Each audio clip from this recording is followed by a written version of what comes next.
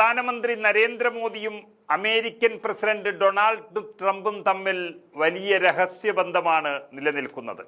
അത് തുറന്നുകാട്ടാൻ നടത്തിയ ഷാഫി പറമ്പിൽ MP-യുടെ നീക്കത്തിൽ അമ്പരന്നിരിക്കുകയാണ് BJP നേതൃത്വം. ഇത്രയും വലിയ ചങ്ങാതിമാരായിട്ടും ഇന്ത്യൻ ഉൽപ്പന്നങ്ങൾക്ക് 25% ഇറക്കുമതി തീരുവ പ്രഖ്യാപിച്ച അമേരിക്കൻ പ്രസിഡന്റിന്റെ നടപടി അത് ചർച്ച ചെയ്യണം എന്ന് നിർബന്ധം പിടിച്ചുകൊണ്ട് ലോകസഭയിൽ ഷാഫി പറമ്പിലിന്റെ അടിയന്തര പ്രമേയം വന്നിരിക്കുകയാണ്. അധിക തീരുവയും പിഴയും ചുമത്തുക വഴി ഇന്ത്യൻ സാമ്പത്തിക രംഗത്ത് സൃഷ്ടിക്കുന്ന വലിയ ഗുരുതരമായ പ്രശ്നങ്ങൾ പാർലമെന്റ് ചർച്ച ചെയ്തേ മതിയാകൂ എന്നാണ് ഷാഫി പറമ്പിൽ നോട്ടീസിൽ ആവശ്യപ്പെടുന്നത്.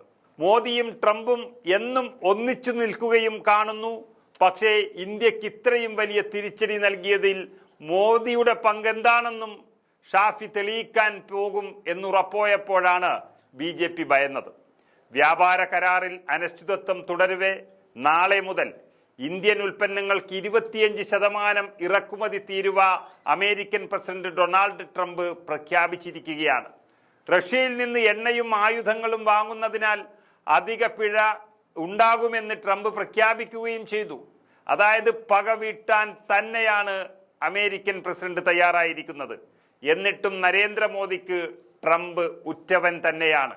അതാണ് ഷാഫി പാർലമെന്റിൽ ഉന്നയിച്ച് ഈ രാജ്യത്തിന് മുമ്പിൽ നരേന്ദ്രമോദിയുടെ മുഖംമൂടി വലിച്ചെറിയാൻ നോക്കിയത്.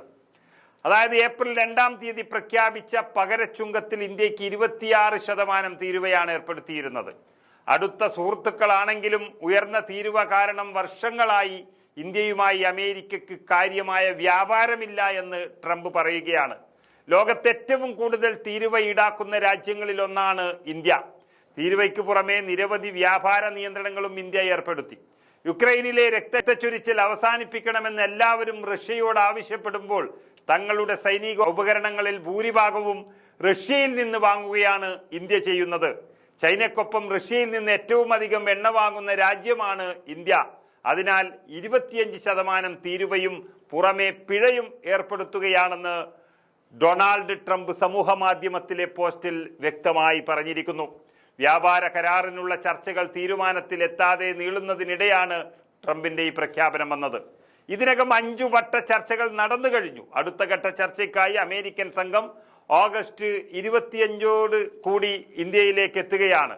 ഇന്ത്യയുടെ പല മേഖലകളിൽ അവർ ഉൽപ്പന്നങ്ങൾക്ക് തുറന്ന് നൽകണമെന്ന് ആവശ്യമാണ് ചർച്ചയിൽ ഉന്നയിക്കുന്നത്. അതുപ്രകാരം ക്ഷീര കാർഷിക മേഖലകളിൽ ആണ് അവർ നോട്ടം വയ്ക്കുന്നത്. അത് ചർച്ചയിൽ അത് പ്രതിസന്ധി ഉണ്ടാക്കുന്നു എന്നുള്ളത് മറ്റൊരു കാര്യം.